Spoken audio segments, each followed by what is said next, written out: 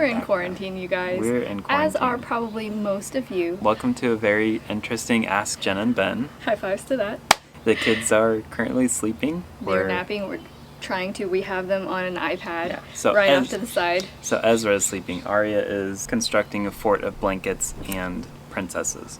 Gotta love Nest Cam. So basically, we wanted to do an updated Ask Jen and Ben quarantine edition, I guess. It's been a while, but we wanted to get back into this series, especially when we were sort of thinking about what kind of videos to do during this sort of stay-at-home weird pandemic period, because I think for a lot of you guys, I don't know if you want to see what I'm doing during quarantine. So we wanted to do something that would just uplift you guys, make you feel happy and hopefully inspired. I hope that watching this maybe leaves a smile on your face, or you learn little nuggets of wisdom about life.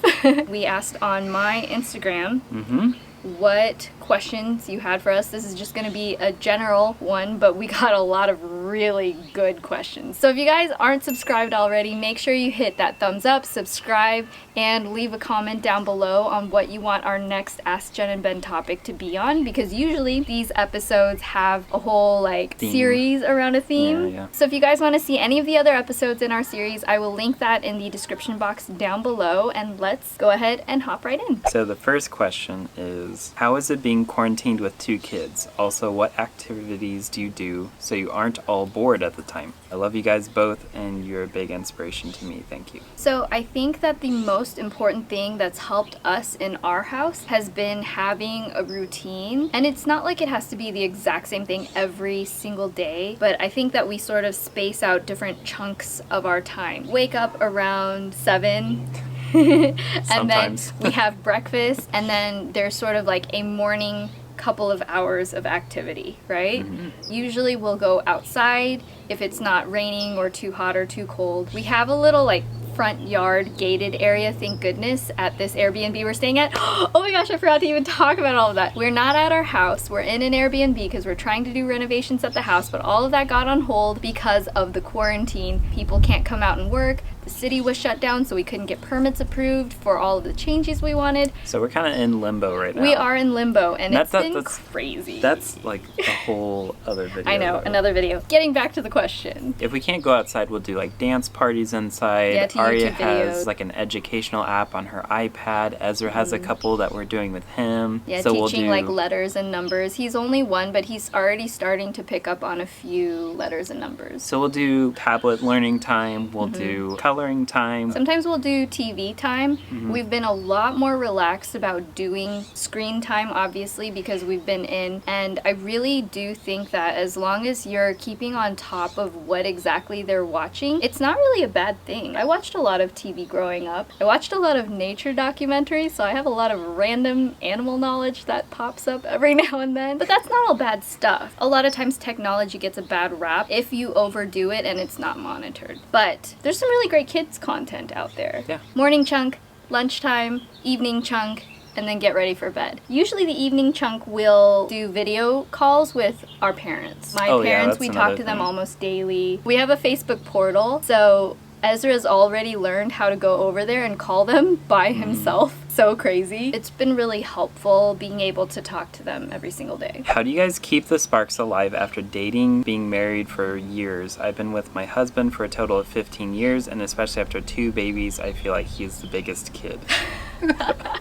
We take turns both being the biggest kid. We both take turns being the biggest kid. Because for us, it's like a cyclical thing, because we know that it's going to be like a fleeting moment. We have faith in our significant other that we can get them through it and that they're going to get into a better mood. You know, I feel like for me, it's 2 different things. First of all, it's having discussions when we're totally happy and normal, and reassuring each other that when I get mad, sometimes I react like this, and this is what I need in those situations. Have that conversation before you have an argument. That way, when the other person is in that situation, first of all, when you're the one who's heated, you're kept accountable because you said, I will react like this. And if you react like that, it's okay. And if you don't, that's on you because you had the opportunity to say how you were going to react. So if I say, if I get angry, I'm going to get super heated for 5 minutes and I just need you to tell me everything's okay and to take a breath. And if I tell you that and you do that, then we've already had that plan in place. Or for Ben,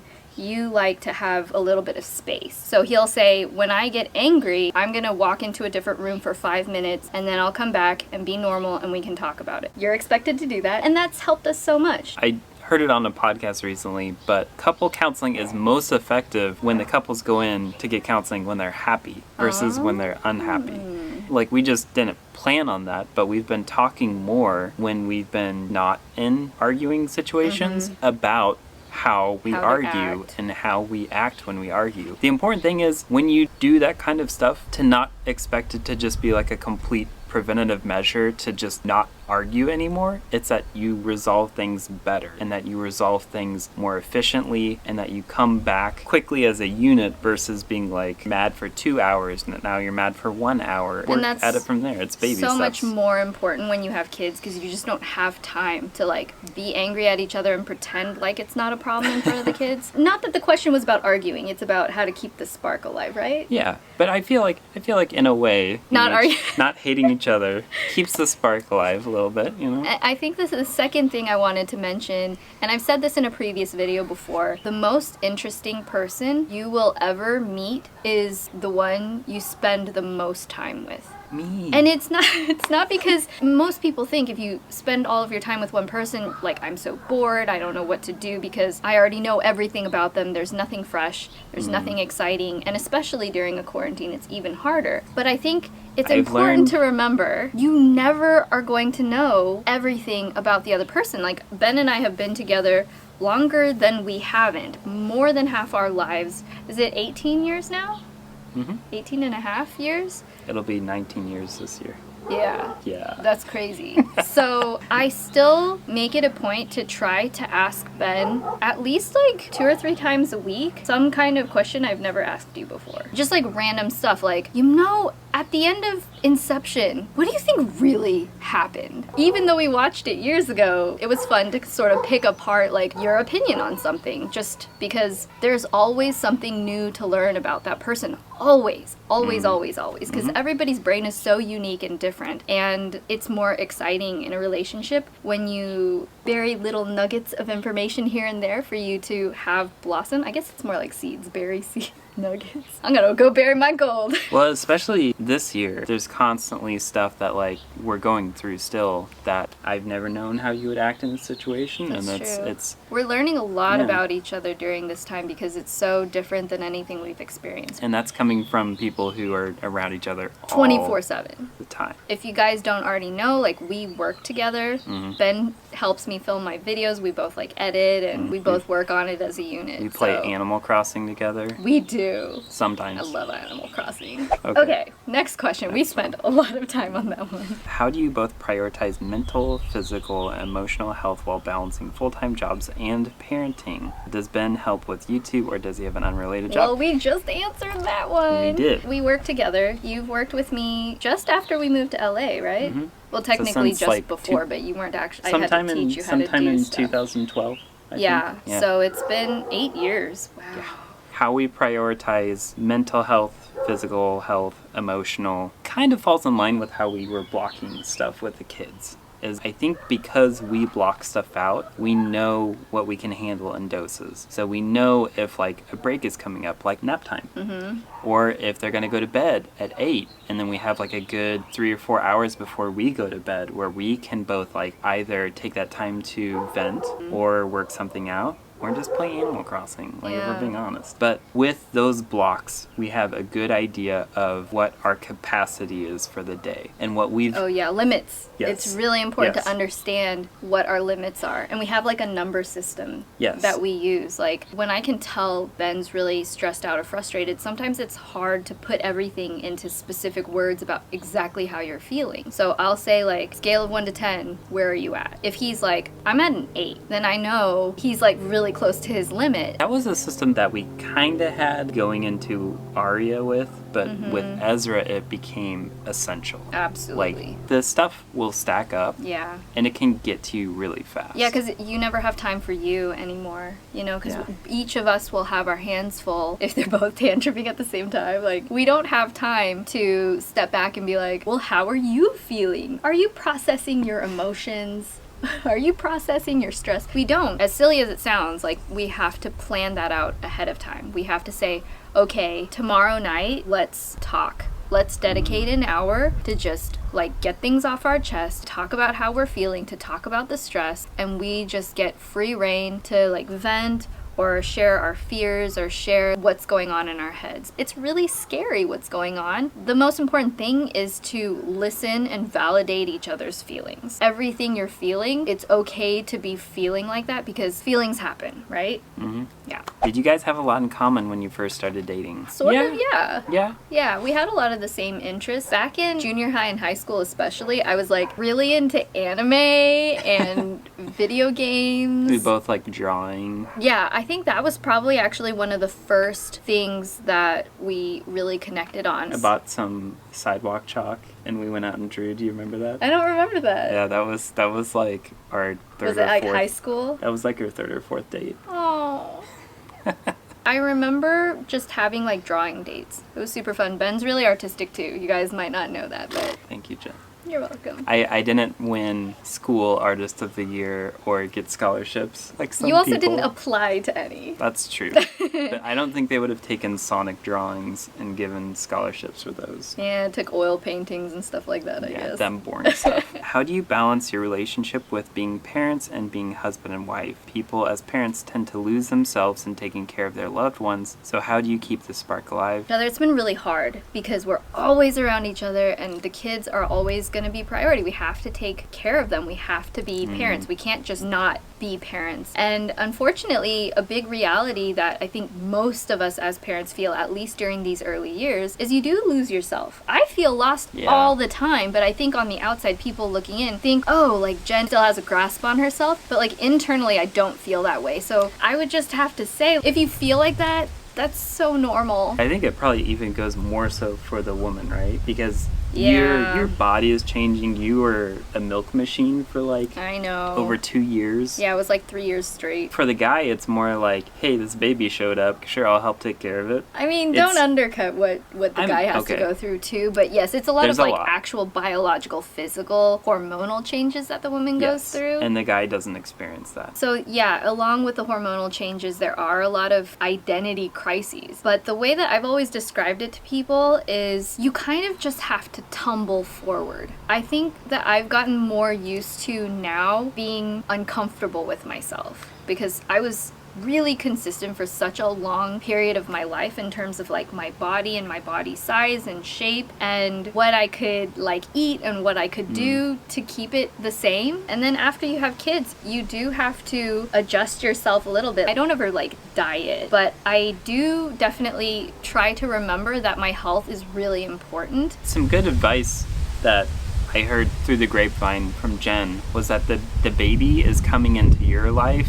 You're not going into the baby's life. Like, adapt the baby into your life. Keep whatever you're doing and you're loving about you around. You don't need to, like, sacrifice everything. You don't need, yeah, something that Ali Wong talks a lot about, right? Like, she always says, like, I have sacrificed enough. What she means isn't that it's bad to sacrifice, it's that as a mother, you don't have to continually feel like you're sacrificing because you have to, because that's your role, because that's who you are. You're not the role of a sacrificer. You're the role of a mother, and being a mother means being a happy example of a person for your children. So remember that you being happy matters. It's like hard to say that because there's a part of me that I need to take my own advice. It's not easy. Can your children speak Korean? I know they call you Oma, but what other words or phrases can they speak in the language? Is it important to you that they learn how to speak it? It's absolutely important to me that they speak Korean. I would say they speak, like lately at home, being with us all the time. Obviously, Ben doesn't speak that much Korean, and truthfully, I speak mostly English at home too. She has a pretty good understanding of if she's at school and she speaks 100% Korean, that's where she speaks Korean. And then if she's around us, she kind of chooses to speak English most of the time, unless she's like watching a show that's in Korean, then she'll kind of like get her Korean flipped on and then she'll just rattle things off in Korean, which is really cute. There's a couple of shows on Netflix that we default to play in Korean, but then sometimes her like regular shows will switch to Korean. Like she was watching the new My Little Ponies the other day and it just came on in Korean. So we And just it's kept like, watching it. You know that she is cool with it when she, like, didn't even bat an eye. She was just like, oh, this is My Little Ponies, and that's Twilight Sparkle, and she's talking totally normal, even though it's a different language. So when she watches her Korean shows, she'll come back and she'll, like, just start rattling off Korean, and I'm like, Like, I always say, kuresoyo, which is like, oh, yeah. Ezra, right now, maybe a third of his words consistently are Korean, and we just use those as the term for that thing. So, like, he always says uyu instead of milk. So does Arya, too. Oh, that's true. Versus other words where he'll say night-night when we're going to bed. We always say 뽀뽀 instead of kiss. He'll say all done when he's done eating. It's almost an understanding that even though a lot of Ezra's words are Korean, everything that Ezra says in Korean, Ben also says in Korean. I try to copy him. Yeah. Honest question. Do you ever get tired of being around your children now that you're quarantined with them 24/7? No judgment if the answer is yes. Laughing emoji. Obviously, you as parents enjoy spending time with them, but do you ever wish you had more time to yourself to do adult-centered things? Absolutely. 5,000%. 1,000,000% yes. So this is the complicated thing. And this is why even the way that she wrote it, I feel like as parents, you feel guilty. Every single scenario, I would want my kids more than not wanting my kids. Even if they were terrible. But I still would love if there was just even an extra hour per day to just have that as free time. Because that would be great. Because sometimes when Arya is having trouble going to sleep, when I was talking about that chunk of time after they go to bed, that's like, that usually for us, it's like they go to bed at 8 and we stay up until like midnight. Midnight, yeah. Sometimes Arya, it's like an awful night. She'll go to bed at like 9:30 or 10. As a parent, by the time you're done and you're like, oh, it's time to relax, you look at the clock and you're like, wow, I have 2 hours instead of 4. Yeah. That's awesome. And then the day starts again tomorrow. I know. That's the thing that's really frustrating right now, is it's just like a constant grind every single day of like micromanaging a lot of stuff. We're not like helicopter parents. Typically, like, we give them an activity, like drawing, something color like that. wonder markers. I've talked about this before. Love those because they're not going to draw markers on the walls or something. But we'll give them something like that and we'll just let them go. Like, it doesn't matter if the whole page is pink, they like color all over everything, that's fine. Yeah. It's still not 100% of you like having your own free time, because a lot of that time where you're giving them activity, you're like cooking or washing dishes or doing laundry or cleaning up crumbs all over the floor. Yeah, it's like preparing snacks. If you're trying to get through emails, you get through an email and then you know. have to go clean something, or maybe somebody hit someone else, so you have to break up a tantrum, or they're coming over you and trying to climb on top of you. It's a little bit more amplified here, where it's not child-proof. We just don't have enough space. Even little things like your makeup. I have no place to put my makeup. And my like stuff for the bathroom can't fit. I have it in a plastic bathroom. bag. So we have all of our stuff on top in the of a kitchen. counter, out of reach. Yeah. Yeah, and every time I put it on, I have to like move it to the bathroom to put it on, and then put it back on the kitchen counter. 3 times the kids have gotten into my makeup and just gotten it everywhere. It's been so bad. we love our children. We will love them until we die. Yes. But we will take advantage severely of the next time the grandparents can watch them. If we could just get a tiny chunk of time to watch Parasite. I want them to make Bluetooth headsets that 2 people can listen to at the same time. Oh yeah, that'd be amazing. Yeah. How long did it take for you to be intimate again after giving birth? Oh geez. Okay, and honest since we're truth outside in the that, neighborhood, so all the neighbors if you don't want to thank you. share this, you can. After Aria, I had a really difficult recovery. If you guys haven't seen those videos, I can link them for you. I don't know why you would want to watch it. If you want to watch them, I do have a video talking about my recovery. That was really bad. I had quite a lot of stitches. So it was a minute, and by a minute I mean like it was a few months before anything even happened the first time. It was months and months. It was a while. And then even after that time, that was kind of traumatizing a little bit. Like, I was really scared. So then the next time after that was months as well. Suffice it to say that in the first year, didn't really happen much, especially because of the hormones from breastfeeding kind of like physically dries you up down there. It made you like not interested too. Yeah. You know? Hormonally, not interested. physically difficult. But that's okay. Like, it doesn't last forever. Once I stopped breastfeeding, things changed too. Maybe this is all way too TMI, sorry. Yeah. But it's real life, you know? A lot of things change. Like, especially when you're trying to implement a schedule into the babies. They sleep only like 4 hours a night. And you're like, this feels You're just forever. not interested. We're both just exhausted all the time. That too. You do sleep. Sleep does come eventually. Communication is key. Yep. Everything takes time. And I will also say, be open-minded to other ways of feeling intimately connected with your partner outside of that. You know, Animal Crossing. Spending time with each other as friends, holding hands, or just talking. There are so many ways to feel really connected to your partner that I think are super, super important during that period of time. How is the house construction going? Will you do a house tour? We actually do have a house tour that you already filmed. That is a empty house tour. We filmed it pre-COVID.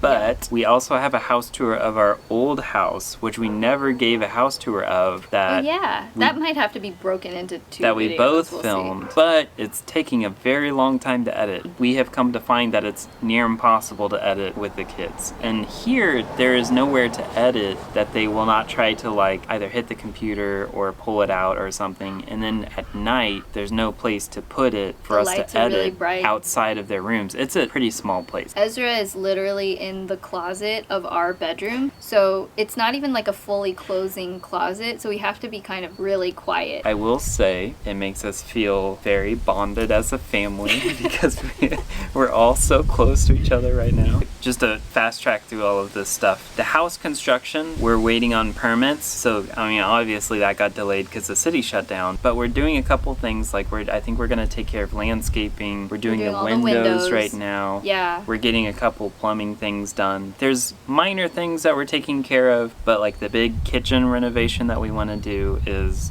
that was put on hold. Kind of been frozen since like February. The camera's shaking from the wind. Sorry about that. We'll keep you guys updated, and if you want to know real time what's going on, I usually do little updates on like Instagram stories, so you can follow me on there. How do you find motivation at home? That's actually a really great question right now. I think it's better that we're answering that now versus like week 2 into quarantine when you're like, just believe in yourself and you'll find the motivation every day, because we've only been in quarantine for like 9 days. I know. Now that we're like all hardened from spending like 7 weeks at home, I think the thing that has been helping me, and we talked about this a couple days ago, finding 1 to 3 things that you grateful for at the end of the day. That helps so much. And not just talking about it, because we talked about doing it and then it took a bit before we actually were at the end of the day and being like, okay, what are your 3 things? Yeah, we weren't motivated to do it right away. Ironically. But I talked about it in my Instagram stories, but there's a doctor that was talking about how our happiness is based on our focus. And so if we're focusing on like the negative things throughout the day or the hard things, and in our case, sometimes like the problems we have with the kids throughout the day, is that at the end of the day, that's what you have. And you're basing your happiness based on all of that bad stuff you focused on. Again, this is kind of also in line with the like go to couples therapy when you're like happy. Don't try to think of those 1 to 3 things when you're angry. Don't have that be your like, oh, I'll find my zen like if I can think of what I'm happy in while I'm raging mad. But at the end of the day, when things have kind of calmed down and you're like more calm-minded, think about the 3 things that really touch the spot throughout the day. When we started doing that, even on the days when I was just like angry, more so about that day, is when you wake up the next day, those tend to be some of the things you think about first. I was really happy that like Aria, even though she was so excited about getting the pineapple, the first thing she did was take one over to Ezra. Oh, you know, it's It's so sweet. It is so sweet. She's been so affectionate to him. I mean, she always was, but lately during the quarantine, she's really been like, Ezra's my best friend. You know, there was a study done, and I'm sorry I'm quoting so many things and I can't remember where it's from, but there was a study done that if you give a hungry baby food and it sees somebody else it could perceive as being hungry, the baby will give that food to I know, I love hearing it's precious. If you could only eat 1 meal for the rest of your life, what would it be? rest of your life? Yeah, that's a long time. That's hard. Oof. I think I would get sick of anything. I think anybody would get sick of anything. Yeah. Maybe something like super protein efficient, like peanut butter. I would get sick of peanut butter. I don't have a good answer for that. Thinking about it, I'm already sick of peanut butter. Water? Yeah, I can't really eat water. And you would die. You could eat ice. Are you planning on having any other children after all this chaos is over?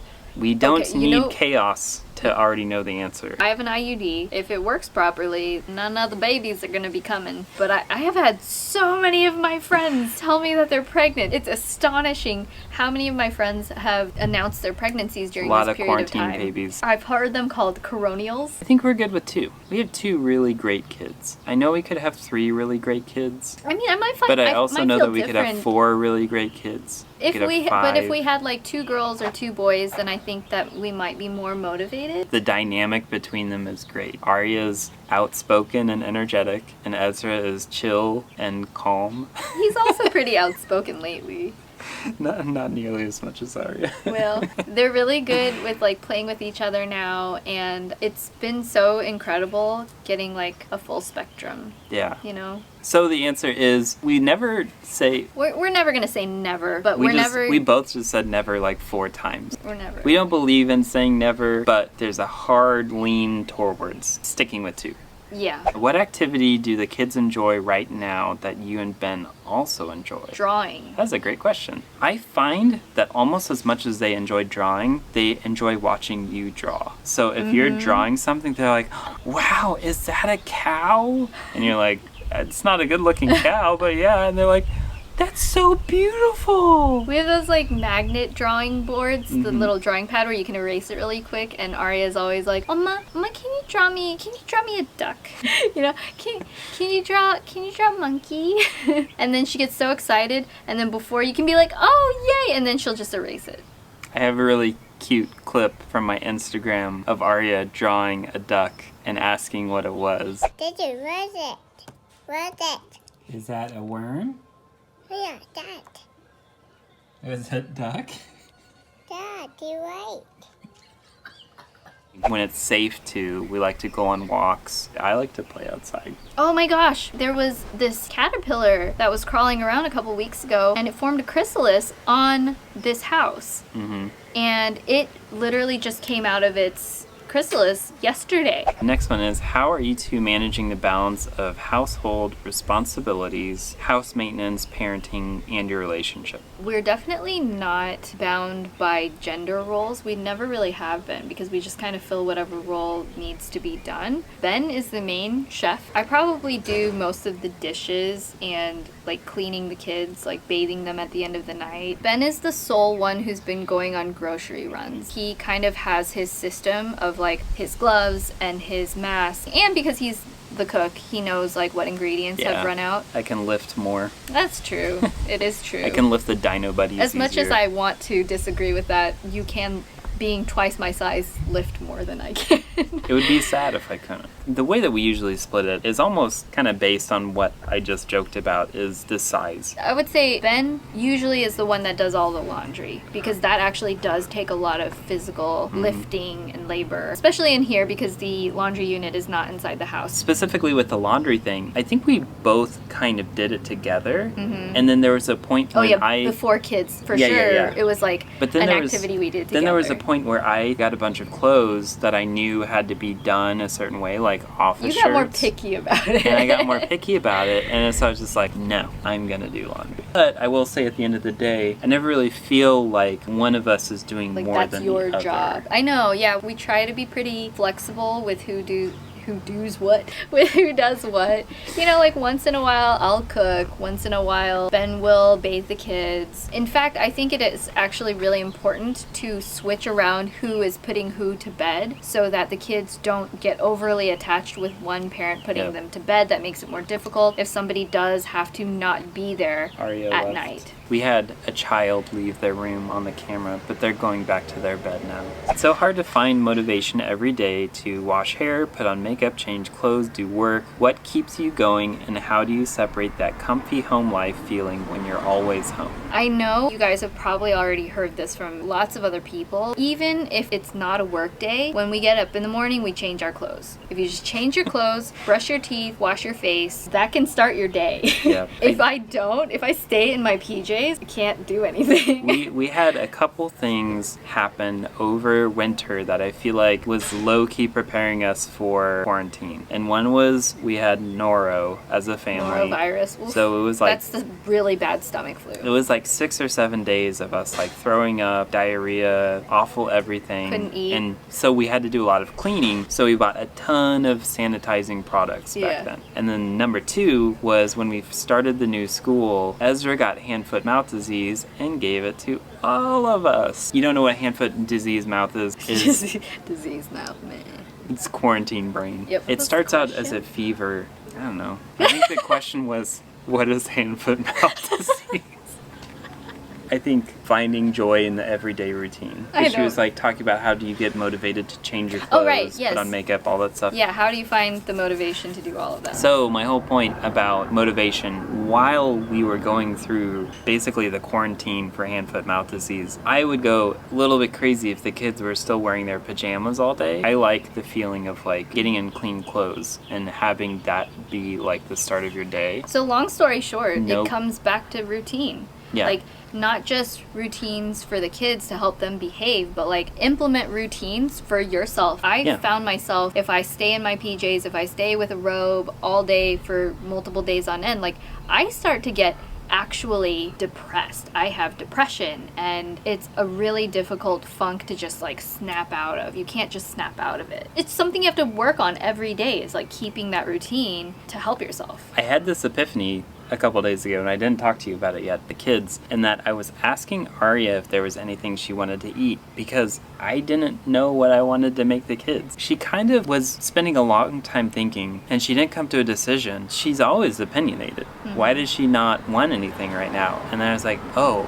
she's being like us. There are times when I really want you to have an opinion on what you want to eat, because I'm very indecisive, or vice versa. It helps to have choices of like 1 or 2. Maybe to help motivate her, wash her face, wash her hair, put on makeup. Give yourself 2 choices for each of those things. So maybe it's something really silly, like, well, I have this conditioner that I use all the time, but I also have the fancy conditioner that I just use a couple times a week, because that kind of puts off the weight of should I condition my hair, and it's more about, oh, I'm treating myself to like my choice. I'm in control of this fancy conditioner. It's like a really stupid Jedi mind trick, but it might actually help. Make it about giving yourself the freedom of choosing instead of feeling like the choice is an obligation. Exactly. I feel like the big thing is that a lot of our entertainment is limited. Yeah. And I don't see people posting their funny Zoom background pictures anymore. I think it's more about finding enjoyment in your routine.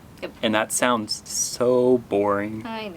But it is so true. I have a very limited amount of clothes in this Airbnb, but I'm still trying to like mix up my outfits to feel like it's fresh and new, because it helps me feel like I didn't give up on myself. Are you guys wanting to start new hobbies? What is your favorite thing to do when you don't have Arya or Ezra around? Something that I've been talking about a lot for like maybe the last year or so is I've always really loved art. As Ben kind of mentioned earlier, I was like artist of the year in my high school. I did art all the way through college. I love drawing. I love painting. Mm-hmm. I think it would just be really neat sometime in the future if I had little illustrations up in like an Etsy shop or selling prints or something like that. I just think that would be such a fun hobby and activity that I would love to pursue. What about you? I don't know if there's such a thing as like a professional animal crosser, but I think we would both like to be professional animal crossingers. I think we already are. I think for me... We're pretty in it. For me, there's 2 things. And one is photography. The second one, even more, is cooking. I know that I could like explore more if I had like an extra hour to do it versus like some nights I have like 30 minutes. Well, it won't be forever. that we're in quarantine. I know. And it won't be forever that the kids are just like in toddler mode and Yeah. like trying to climb all over my legs while I'm like trying to chop an onion. Before we end this, we're gonna do our quick normal lighting. Wait, forever dab.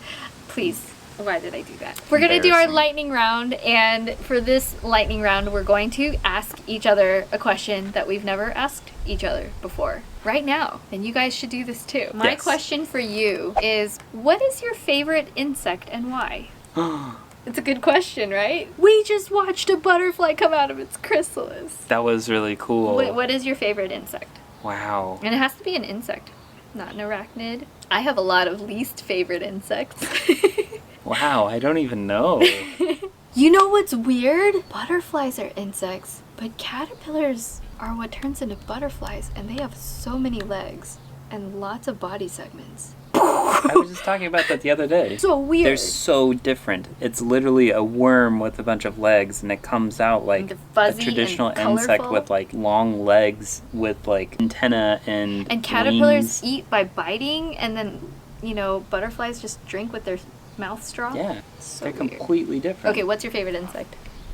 Um, Lightning round. Quick answers. this is not no. This is no. Yeah, Can I just say butterflies? you can. Okay, I will like give you that. I like butterflies. They're Okay. cool. What is your question for me? Oh, now this is gonna take even longer. Do you like the oceans better or mountains? That is so hard. Also, what's your favorite insect? I'm gonna have to say beaches, but only because when I'm at the beach, I feel like a sense of peace and relaxing. And usually when I go to a mountain, it either took a lot of energy to get there that I'm just tired by the time I get there. And then there's like the white feeling. noise of like the waves, Yeah, yeah. and it's usually warm. I like And being mountains, warm. there's like, is there a bear over there? I don't know. Could be. And then my favorite insect, it's like duh, I love butterflies. I love butterflies. That's an Aria easy loves question. butterflies. She does. She also We loves both love ladybugs, butterflies. though. She Do I? really. No, Aria. Oh, Aria. I'm talking about you. Aria really likes ladybugs. Lightning part 2. What is your favorite bug in Animal Crossing? What is the one that's like the person's name? Do you know what I'm talking about? There's It a has- Raja Brooks birdwing. Maybe that one. Kind of green, and then at the end it has like a rainbow color. Peacock That's what I'm butterfly? talking about. No, it was the Madagascar moth? moth. I like the orchid mantis. Okay. I hope you guys enjoyed watching. Make sure you give this video a thumbs up if you want to see us do more Ask Jen and Ben videos. And like I said in the beginning, leave a comment down below letting us know what you want us to do the next topic on, and if you have any other questions Yes. you want to ask us. Love you guys. Be subscribed, follow us on Instagram, and we will see you in the next one. Bye. Bye.